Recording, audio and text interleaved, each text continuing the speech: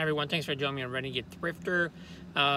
Before I start off talking about shipping with eBay and also dealing with some of the drop shippers that purchase from you and have issues, I want to talk to you a little bit about what happened to me this morning. So this morning I went and dropped off my daughter over at her school, and I went to the grocery store and I was ready to go inside, and I couldn't get my seatbelt off.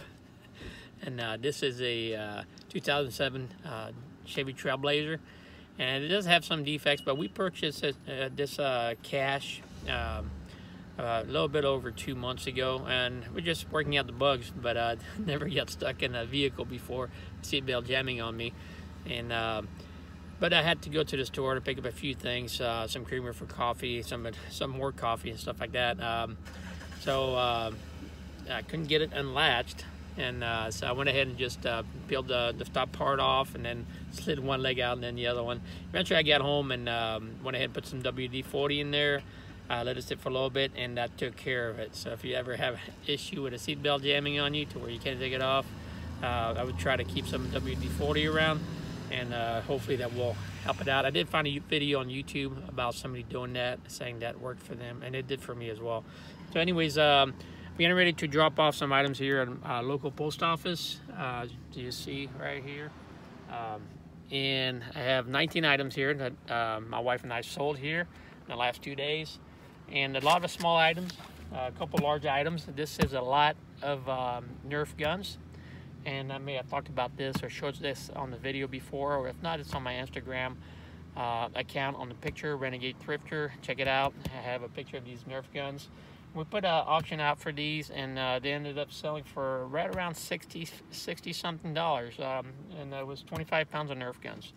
And we also have a couple of different items. We have one item here that my wife had sent out, and the person said that there was some defects with the item, and they wanted to just have a new one shipped out without sending a return request or anything. So that's what we're doing. And a few items we're shipping both in the priority mails, first class, provided by packages provided by the post office, and some boxes that we found. For boxes, what we do for these to try to get them free, some of them we do buy at Walmart, like this big one here. However, we found that the Family Dollar here locally is a really good place to pick up free boxes, large and small. And they said we can pretty much pick up all the ones we want, as long as they're inside the little cage they put them in.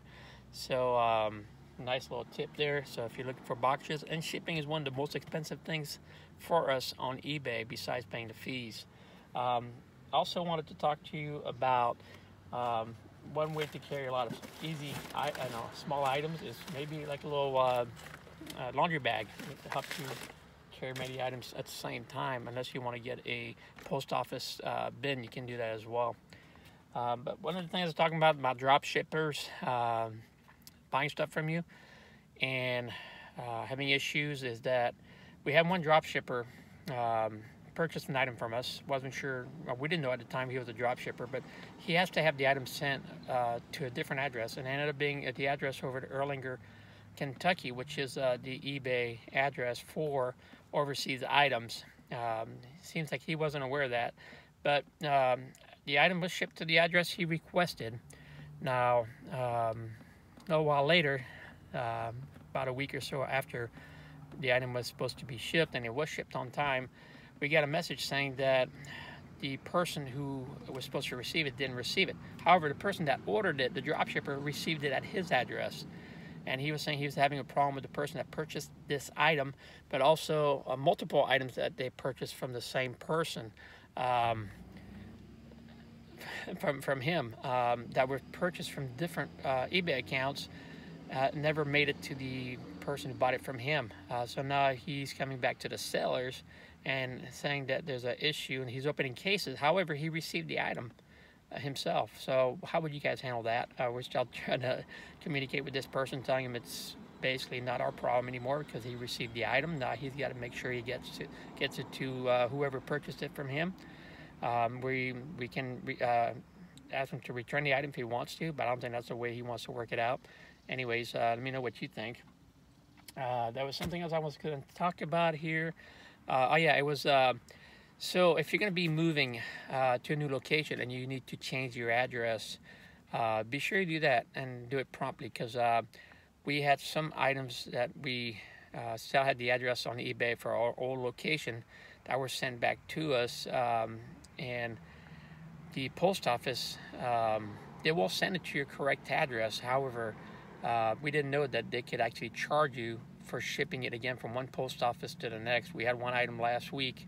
It cost us $15 to have it shipped, and it's within maybe an hour away from the location where we used to be. But they charged us $15. Just they don't do it all the time, but they said because the buyer, the person that sent it to us, they didn't pay enough shipping to go to the old address. So instead of just collecting the difference, they collected the full amount of what it should have been coming to the new location here. Anyways, just another thing to think about. But that's all I want to talk to you guys about real quick. And be sure to get your packages out on time to your sellers. Hopefully you guys have a great day, and I'll see you on the next video.